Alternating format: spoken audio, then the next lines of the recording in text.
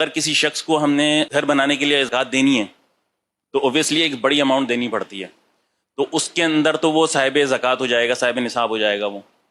تو کسی کو وکیل بنا کے ایک بڑی اماؤنٹ اس کو دی جا سکتی ہے کہ وہ اس کا گھر بنا دے. مکان دلانے میں اماؤنٹ بہت بڑا دیا جاتا ہے، ظاہر ہے.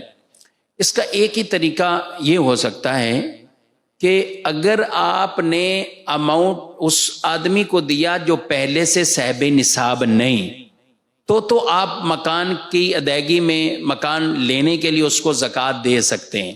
مثلا کوئی شخص سامنے زیرو پہ، یعنی اس کے پاس ہے ہی نہیں، یا ہے تو 2-4 ہزار 10,000 20,000، نصاب نہیں ہے اس کے پاس.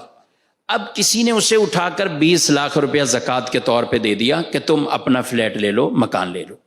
اب اس نے 20 لاکھ قبضہ کیا اور مکان لے لیا. یہ تو ہو سکتا ہے، لیکن ہمارے یہاں جو صورتحال ہوتی ہے وہ یہ ہوتی ہے کہ ایک آدمی ایک سے 2 لاکھ لے رہا ہوتا ہے، پھر اگلے سے 4 لاکھ لے لیا، پھر کسی سے 3 لاکھ لے لیا، یہ سارے مل ملا کے وہ پھر مکان لے رہا ہوتا ہے. تو بھائی جب اس کے قبضے میں پہلا 2 لاکھ آ چکا ہے تو وہ صاحب نصاب ہے، اس کو تو اپنے سال کا شروع اس نے کر لیا ہے، وہ نصاب والا ہو چکا ہے. آگے جو بندے اسے زکاتیں دے رہے ہیں ان کی زکاتیں ادا نہیں ہوں گی، اس طرح زکات نہیں ہوگی ادا. اور میں بکثرت یہ چیز کہتا ہوں، مکان دلانے میں اور علاج کرنے میں اور شادی کروانے میں کئی لوگوں کی زکاتیں ضائع ہوتی ہیں. حالانکہ کام اہم ہے، ٹھیک ہے، کوئی کسی کے ساتھ مدد کرتا ہے، لیکن یہ مسائل نہ سمجھنے کی صورت میں ان کی زکاتیں ضائع ہو رہی ہوتی ہیں. تو بھئی آپ نے مکان دلانا ہے تو پھر اس کا جو شرعی طریقہ ہے، میں اب مالداروں سے ضرور کہتا ہوں اور کہوں گا کہ آپ اپنی زکوٰۃ ادا کر رہے ہیں. آپ زکوٰۃ ادا کر رہے ہیں تو آپ کیوں ایسا زکوٰۃ کے حوالے سے وہ کہہ رہے ہیں کہ بھئی ٹھیک ہے یہ ہو جائے گی وہ ہو جائے گی.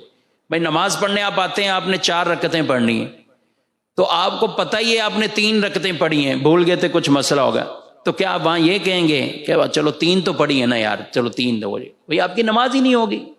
آپ نے اگر نماز کو اس طرح نہیں پڑھا نہیں ہوگی. آپ کہیں وضو کہ جو ہے وہ وضو درست نہیں کیا یا وضو میں مسئلہ ہے، تو آپ کیا کہیں گے کہ نہیں 1-8 دفعہ تو چلو اس طرح ہم پڑھ لیں؟ نہیں کہیں گے. تو بھئی زکوٰۃ بھی فریضہ ہے، تو جتنی محنت سے آپ نے مال کمایا ہے تو زکوٰۃ کی ادائیگی میں بھی کچھ محنت کریں تاکہ آپ کی اموال کی زکوٰۃ پوری درست ادا ہو جائے.